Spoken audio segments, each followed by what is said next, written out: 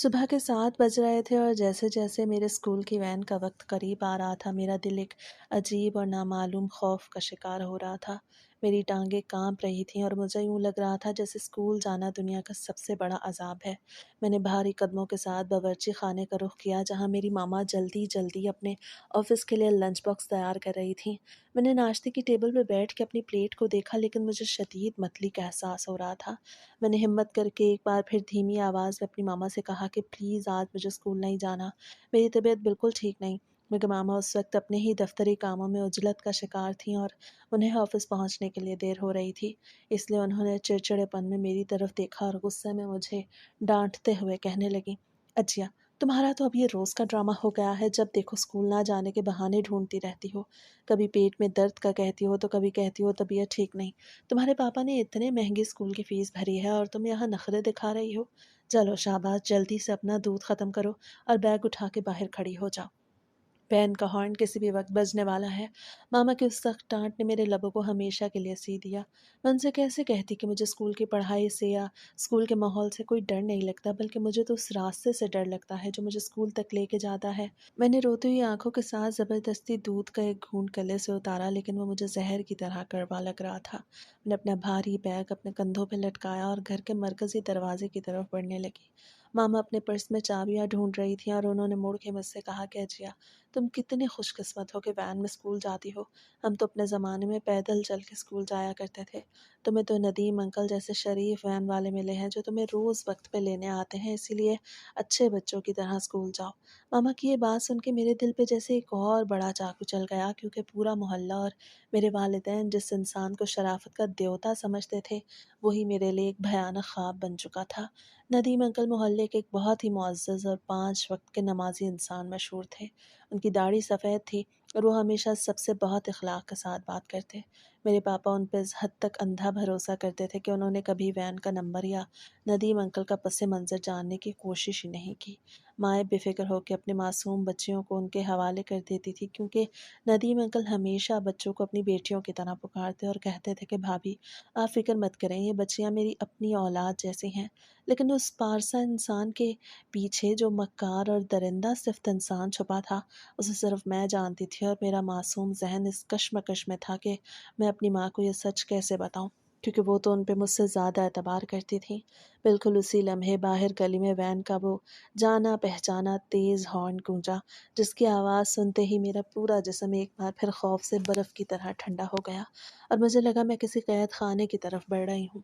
Nadeem uncle نے بظاہر تو کبھی میرے ساتھ کھلم کھلا کچھ غلط نہیں کیا تھا اور نہ ہی کبھی انہوں نے کوئی ایسی بات کی تھی جس پہ کوئی انگلی اٹھا سکے، لیکن وہ جس طرح مجھے دیکھتے تھے ان کی ان نظروں میں ایک عجیب سی تپش اور بھاری پن ہوتا تھا جو مجھے اندر سے بالکل بے چین کر دیتا تھا۔ جب بھی وہ صبح سویرے مجھے لینے آتے اور گاڑی کا دروازہ کھول کے مجھ سے میرا اسکول بیگ لینے کے لیے میرے قریب آتے تو وہ اس طرح سے مجھے چھوتے کہ مجھے اپنے جسم کے اندر ایک عجیب سی سنسناہٹ اور گھبراہٹ محسوس ہونے لگتی۔ میں اس وقت صرف 10 سال کی تھی اور مجھے اچھے اور برے لمس کی کوئی خاص سمجھ نہیں تھی، لیکن ان کا وہ بار بار ایسا کرنا اور ان کے ہاتھوں کا اس طرح کرنا مجھے نہ جانے کیوں بہت ہی زیادہ ناخوشگوار بلکہ ناقابل بیان حد تک ناگوار گزرتا تھا۔ میرا دل چاہتا تھا میں ان سے بہت دور بھاگ جاؤں، لیکن ان کا پارسا چہرہ اور محلے میں ان کی عزت دیکھ کے میں ہمیشہ خاموش رہ جاتی تھی اور اپنے اس احساس کو اپنی نادانی سمجھ کر دل ہی دل میں گھٹتی رہتی تھی۔ آج صبح بھی بالکل یہی ہوا تھا۔ میری ماما کی آفس کی وین اور میرے اسکول کی وین ایک ہی ساتھ ہمارے گھر کے باہر آ کے رکی تھی۔ ماما کو اپنے آفس کے لیے بہت زیادہ جلدی تھی، اس لیے انہوں نے جلدی سے مجھے اللہ حافظ کہا اور میرے سر پہ پیار دے کے خود اپنے آفس والی گاڑی میں جا کے بیٹھ گئیں، جبکہ یہاں ندیم انکل نے ہمیشہ کی طرح اپنے چہرے پہ ایک مصنوعی اور جھوٹی مسکراہٹ سجائی اور میرا اسکول بیگ لینے کے لیے میرے دونوں بازوؤں کو اپنے مضبوط ہاتھوں سے پکڑ لیا۔ انہوں نے جیسے ہی مجھے گاڑی میں سوار کرنے کے لیے اوپر اٹھایا اور میرا بیگ اتارنے لگے تو ان کا ہاتھ میری باڈی کے کچھ حصوں پہ بہت بری طرح ٹکرایا۔ وہ ایک ایسا لمس تھا جس نے میرے پورے وجود کو اندر سے جھنجھوڑ کے رکھ دیا اور میرے ماتھے پہ خوف کا پسینہ آ گیا۔ مجھے گاڑی کے اندر دھکیل کے خود مسکراتے ہوئے میرا بیگ رکھنے کے لیے وین کے اوپر بنے ہوئے کیبن کی طرف چلے گئے، جبکہ میں ہسپتال کے کسی مریض کی طرح بالکل ہکی بکی سی اپنی سیٹ پہ ہی رہ گئی۔ مجھے اس وقت بالकुल समझ नहीं आया कि उन्होंने ये सब कुछ जानबूझ के किया या फिर उनका हाथ भूले से या गलती से मुझसे टकरा गया, क्योंकि वो जिस इत्मीनान से मुस्कुरा रहे थे उससे तो यही लगता था कि जैसे कुछ हुआ ही नहीं है। लेकिन मेरा मासूम ज़हन इस शदीद उलझन और कशमकश का शिकार हो चुका था कि मैं इस बात का ज़िक्र अपनी मामा से कैसे करूं, क्योंकि मामा तो उन पे मुझसे ज़्यादा एतबार करती थी। अगर मैंने उनसे कुछ कहा तो वो यही समझेंगी कि मैं स्कूल ना जाने के लिए नए नए बहाने गढ़ रही हूँ। मैं गाड़ी की सीट पे बिल्कुल खामोश और सहम के बैठ गई और बाहर गलियों को देख रही थी, लेकिन मेरा ध्यान मुसलसल नदीम अंकल की इस हरकत और उनके उस नागवार हाथ पे ही अटका हुआ था। जब वैन आखिरकार स्कूल के बड़े लोहे के गेट के सामने पहुंच के रुकी तो बच्चों का शोर मच गया। सब अपनी अपनी पानी की बोतलें और बैग संभाल के जल्दी जल्दी नीचे उतरने लगे, लेकिन स्कूल पहुंच कर जब मुझे गाड़ी से उतारने का वक्त आया तो नदीम अंकल ने मेरा बैग पहले ही अपने हाथों में पकड़ लिया और वो गाड़ी के नीचे खड़े होकर ख़ास तौर पे मेरा ही इंतज़ार करने लगे थे। मैं रोज़ाना गाड़ी की सबसे आखिरी सीट पे बैठती थी, क्योंकि सुबह के वक्त मेरा घर सबसे पहले पड़ता था और वापसी के वक्त मेरा घर सबसे आखिर में आता। इसी असूल के मुताबिक स्कूल पहुँच कर सबसे आखिर में उतरने के लिए मुझे रोज़ाना सब बच्चों के जाने का वेट करना पड़ता था। जब एक एक करके सारी बच्चियां वैन से उतर के स्कूल के अंदर चली गईं और गाड़ी के अंदर मेरे सिवा कोई न बचा, तो नदीम अंकल ने आगे बढ़ के मुझे कुछ इस बुरे और अजीब अंदाज से पकड़ा कि खौफ के मारे मेरी जान ही निकल गई। मेरा सांस जैसे गले में ही अटक के रह गया और मेरे पूरे जिस्म में एक झरझरी सी दौड़ गई। मैं उस अचानक और नागवार लम्हे से एकदम घबरा के पीछे की तरफ हुई तो वो चेहरे पर दुनिया भर की झूठी मासूमियत सजा के अय्यारी से मुस्कुराए और बहुत ही धीमी आवाज में बोले कि गुड़िया, तुम डर क्यों रही हो? कहीं नीचे गिर ना जाओ, इसीलिए तो तुम्हें संभाल रहा हूँ। देखो, यहाँ बाहर जमीन पे रात की बारिश की वजह से मिट्टी जरा चिकनी हो रही है। अगर तुम्हारा पाँव फिसल जाता तो तुम्हें चोट लग जाती ना।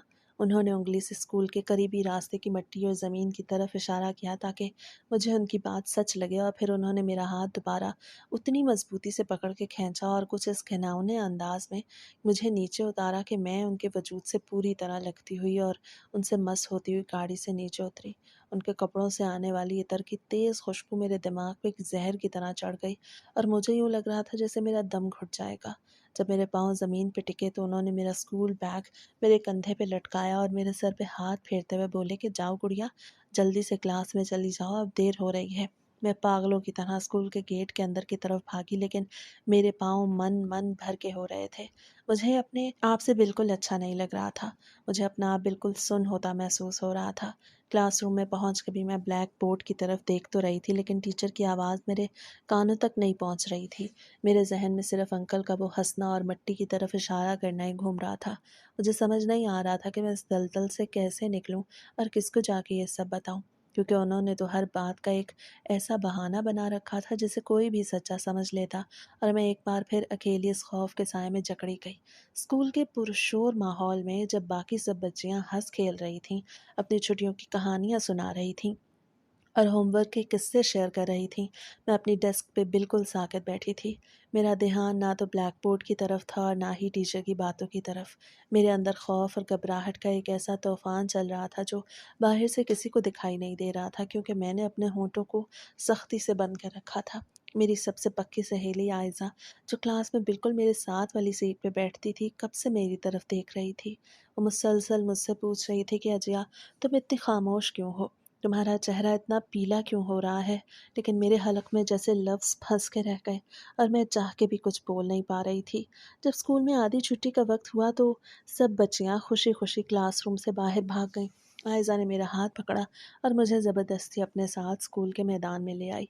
हम वहाँ लगी एक लकड़ी की बेंच पे बैठ गए। वहाँ भी मेरा दिल ज़ोर ज़ोर से धड़क रहा था और मेरी नज़रें बार बार स्कूल के बड़े लोहे के गेट की तरफ जा रही थीं, जहाँ छुट्टी के वक्त नदीम अंकल की वैन ने दोबारा आके खड़े होना था। जब मुझसे ये बोझ मज़ीद बर्दाश्त ना हुआ तो मैंने अपने दिल की बात आयज़ा को बताने का फ़ैसला किया। मैंने एक बार फिर दाएं-बाएं देखा ताकि कोई और हमारी बात न सुन सके, बिल्कुल उस तरह जैसे कोई चोर अपना गुनाह छुपाता है। मैंने बहुत हिम्मत जमा के अपनी आवाज़ को जितना धीमा कर सकती थी किया और काँपते हुए हाथों से आयज़ा का बाजू पकड़ के कहा कि आयज़ा, मुझे तुम्हें एक बहुत ज़रूरी बात बतानी है। मुझे नदीम अंकल से बहुत ज़्यादा डर लगता है। आयज़ा ने अपनी पानी की बोतल का ढक्कन बंद करते हुए हैरत से मेरी तरफ देखा और ना समझों की तरह हंस पड़ी। तुम भी ना अजिया, बिल्कुल पागलों जैसी बातें करती हो। नदीम अंकल से भला कोई डरता है? वो तो इतने अच्छे हैं, पापा कहते हैं वो पूरे मोहल्ले के सबसे नेक और शरीफ आदमी हैं। वो तो हमेशा सबसे कितने प्यार से बात करते हैं।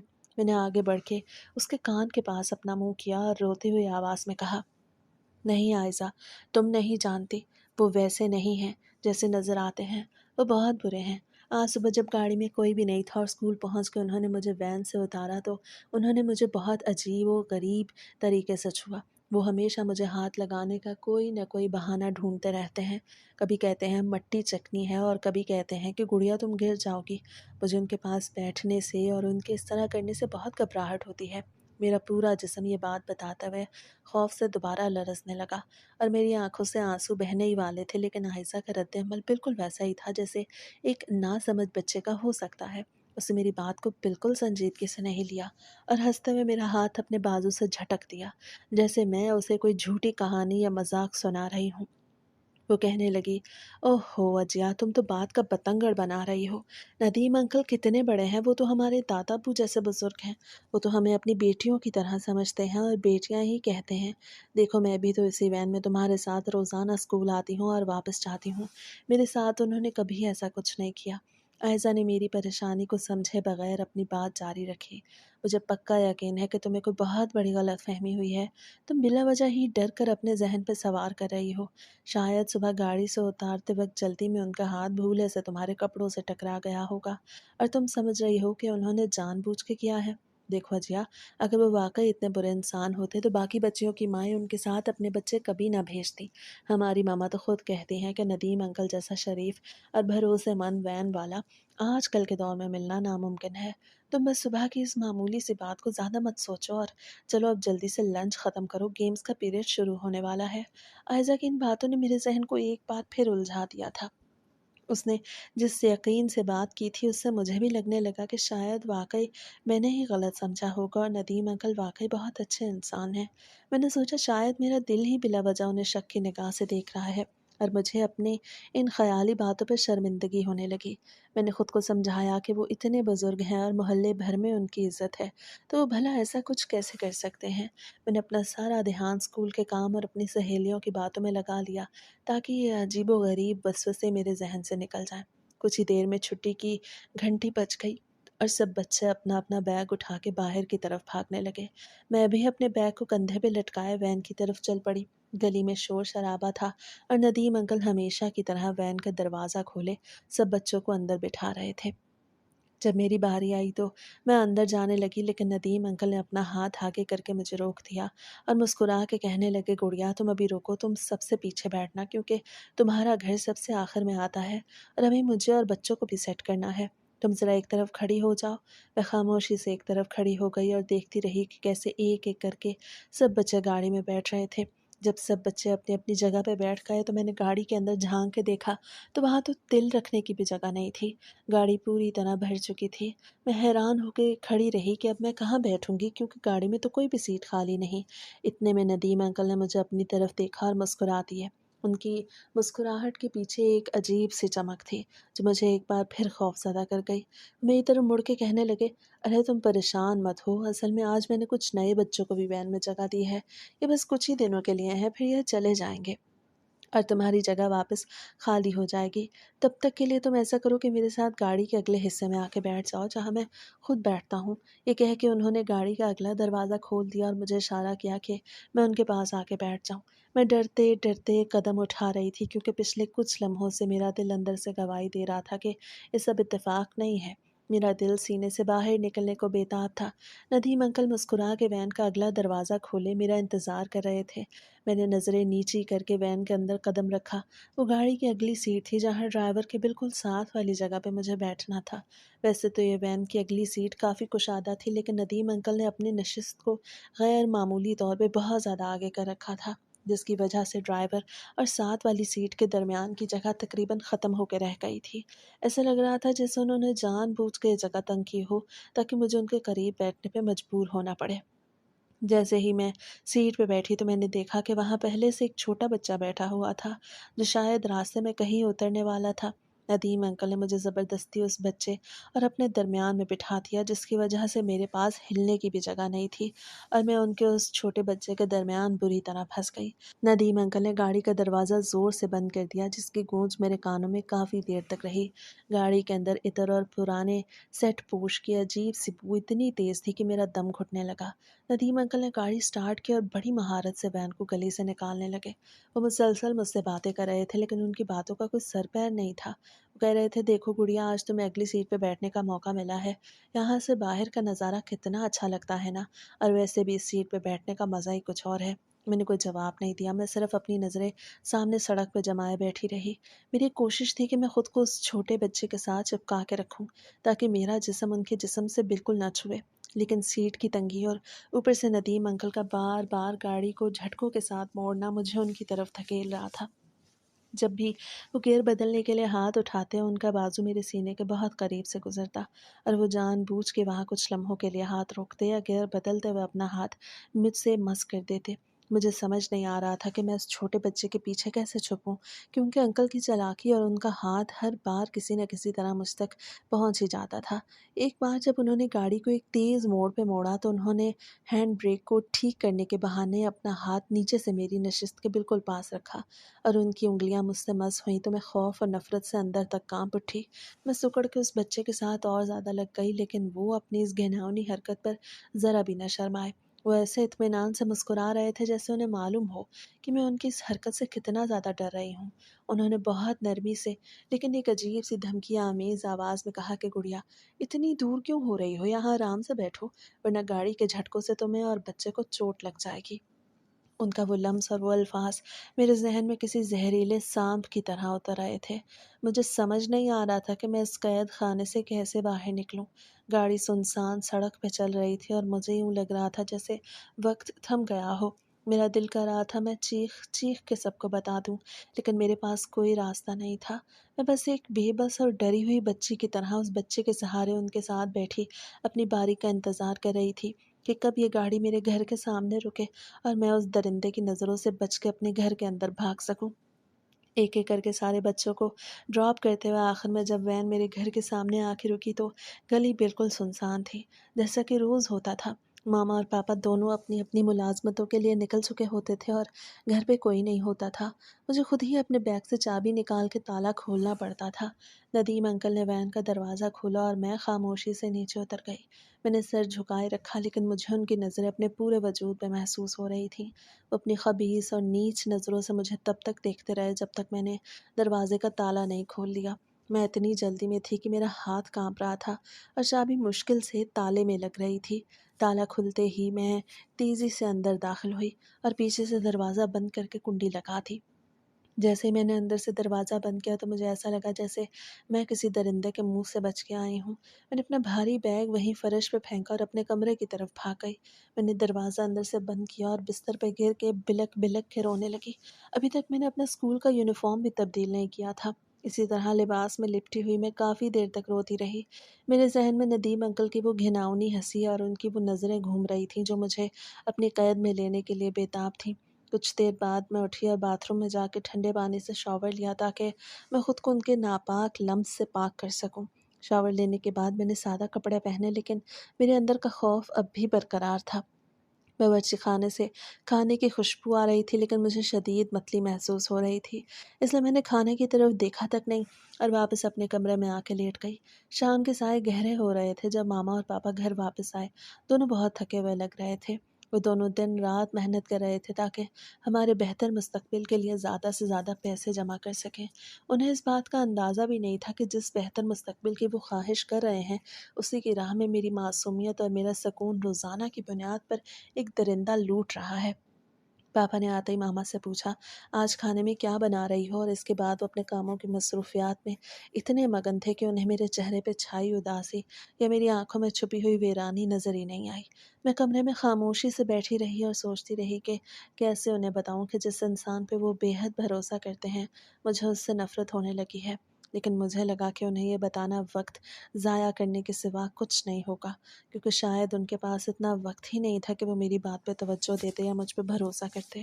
رات کے اندھیرے میں جب میرے والدین اپنے کمرے میں سو رہے تھے मैंने अपने बिस्तर के नीचे से वो छोटी-सी डायरी निकाली, जिसे मैंने बहुत एहतियात से छुपा के रखा था।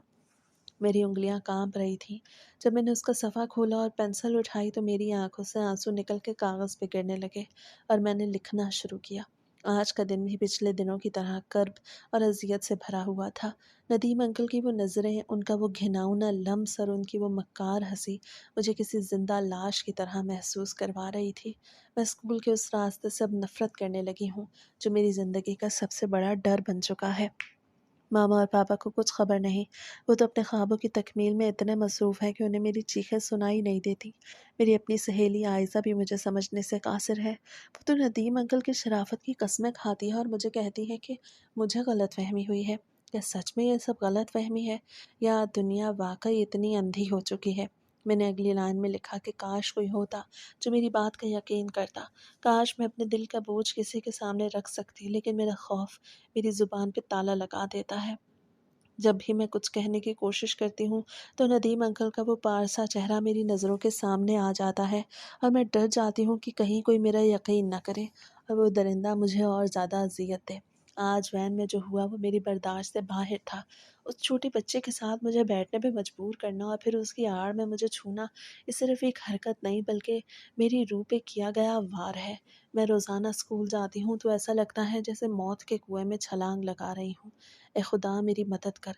कोई तो ऐसा रास्ता दिखा जिससे मैं उस दरिंदे के चुंगल से आज़ाद हो सकूं, या शायद मेरी किस्मत में सिर्फ ये खामोशी और घुटन ही लिखी है। मैंने डायरी बंद की और उसे वापस अपने बिस्तर के नीचे छुपा दिया। मेरे हाथ ठंडे हो रहे थे।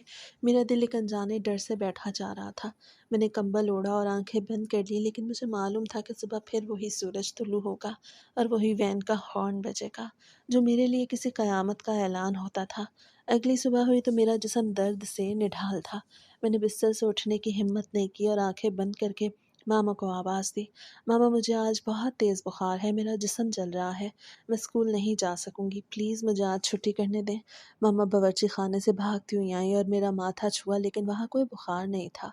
वो गुस्से से बोली, अजिया, ये तुम्हारा रोज़ का ड्रामा बन गया है। मैं पहले ही ऑफिस से लेट हो रही हूँ और तुम मुझे परेशान कर रही हो। पापा भी कमरे में आ गए और गुस्से से बोले, हम इतनी मेहनत कर रहे हैं ताकि तुम्हें बेहतरीन तालीम दिला सकें और तुम्हें ज़रा भी हमारी फ़िक्र नहीं, बस बहाने बनाना सीख लिया है तुमने। जल्दी उठो और यूनिफॉर्म पहनो। मैं मज़ीद कुछ कहने की हिम्मत ना कर सकी और खामोशी से उठ के तैयार हो गई। घर से निकल के जब मैं वैन के पास पहुंची तो मेरा दिल ज़ोर से धड़क रहा था, लेकिन नदीम अंकल ने आज सुबह कोई ऐसी हरकत नहीं की और मुझे खामोशी से गाड़ी में बिठा दिया। उनकी ये खामोशी देख के मुझे थोड़ी तसल्ली हुई और मैंने सोचा शायद कल की बात महज़ इत्तेफाक थी। स्कूल पहुंचकर जब क्लास शुरू हुई तो हमारी टीचर ने सब बच्चों को बुला के गुड टच और बैड टच के बारे में समझाना शुरू किया। उन्होंने बहुत आसान अल्फाज में बताया कि कोई भी बड़ा अगर हमें किसी ऐसी जगह छुए जहां हमें बुरा महसूस हो या हमें डर लगे, तो वो बैड टच होता है और हमें फ़ौरन अपने वालिदैन या टीचर को बताना चाहिए। उनकी बातें सुन के मेरा दिल ज़ोर से धड़कने लगा, जैसे वो सिर्फ मुझसे ही मुखातिब हों। क्लास ख़त्म होने के बाद मैंने हिम्मत जमा की और टीचर के पास गई। मैंने आहिस्ता से कहा, टीचर, मैं आपसे कुछ ज़रूरी बात करना चाहती हूँ, लेकिन अकेले में। टीचर ने मेरी आंखों में देखा और नरमी से बोली, ठीक है बेटा, तुम छुट्टी के वक्त मेरे पास आ जाना, हम इत्मीनान से बात कर लेंगे। मैं उस वक्त बहुत खुश थी कि मुझे कोई रास्ता मिल गया और अब मेरा बोझ हल्का हो जाएगा। लेकिन जब छुट्टी का वक्त हुआ और मैं टीचर के कमरे की तरफ जाने लगी तो स्कूल के गेट पे खड़े चौकीदार ने ज़ोर से आवाज़ लगाई, अजिया, जल्दी आओ, तुम्हारी वैन बाहर खड़ी है और नदीम अंकल बार बार हॉर्न बजा रहे हैं। वो कह रहे हैं बहुत देर हो रही है। मैं बेबसी से टीचर के कमरे की तरफ देखती रह गई, लेकिन वो तो गेट से काफ़ी दूर थी और मेरी आवाज़ उन तक नहीं पहुंच सकती थी। मुझे मजबूरी में वापस गेट की तरफ भागना पड़ा, क्योंकि अगर मैं देर करती तो नदीम अंकल घर जाके मामा से मेरी शिकायत कर देते और फिर मुझे मज़ीद मुश्किलात का सामना करना पड़ता। मैं डरते डरते स्कूल के गेट से बाहर निकली तो सामने ही वैन खड़ी थी। नदीम अंकल मुझे देख के मुस्कुराए, लेकिन उनकी मुस्कुराहट में एक अजीब सी तलखी थी। उन्होंने गाड़ी का दरवाज़ा खोला और मुझे अंदर बैठने का इशारा किया। जैसे ही मैंने वैन के अंदर कदम रखा तो मुझे महसूस हुआ कि आज गाड़ी में पहले से ज़्यादा बच्चे हैं और मुझे फिर से उसी अगली सीट पे उनके साथ बैठना पड़ेगा। मेरा दिल ज़ोर-ज़ोर से धड़क रहा था और मुझे समझ नहीं आ रहा था कि मैं अब इस सूरत-ए-हाल से कैसे निकलूँ। मैंने गाड़ी में बैठते हुए नज़रें झुका ली, लेकिन मुझे महसूस हो रहा था कि नदीम अंकल की नज़रें मुसलसल मेरे चेहरे पे जमी हैं। اور وہ میری اس ناکام کوشش پہ اندر ہی اندر خوش ہو رہے ہیں۔ میں ڈری سہمی اپنی جگہ پہ بالکل ساکت بیٹھی تھی، اور ندیم انکل بار بار سامنے والے شیشے میں میری طرف دیکھ کے ایک گھناؤنی اور مکار مسکراہٹ بکھیر رہے تھے۔ میرے دل کی دھڑکنیں اس قدر تیز تھیں کہ مجھے یوں محسوس ہو رہا تھا جیسے یہ دھڑکنیں پوری وین میں گونج رہی ہوں اور سب کو سنائی دے رہی ہوں۔ راستے میں ایک ایک کر کے سب بچے اپنے گھروں کے باہر اترتے گئے، اور میں بس کھڑکی سے باہر ویران سڑکوں کو دیکھتی رہی، یہاں تک کہ وین کے اندر صرف میں اور ندیم انکل رہ گئے۔ میں نے گھڑی کی طرف دیکھا تو دوپہر کے 3 بج رہے تھے، جبکہ مجھے اس وقت تک گھر پہنچ جانا چاہیے تھا۔ میں نے گھبراہٹ میں پوچھا، انکل بہت دیر ہو رہی ہے اور گھر سے بھی کافی فاصلہ ہے، میں کب گھر پہنچوں گی؟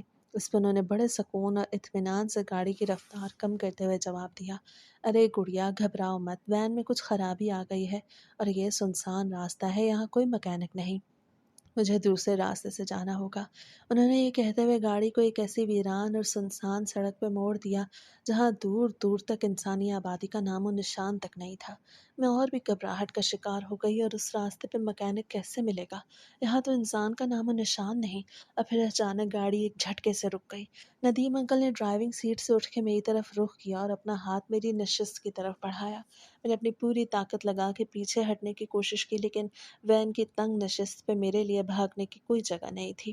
وہ اور قریب آ گئے اور میری گردن کے پاس اپنا ہاتھ لے جا کے مجھے ٹچ کرنے کی کوشش کرنے لگے۔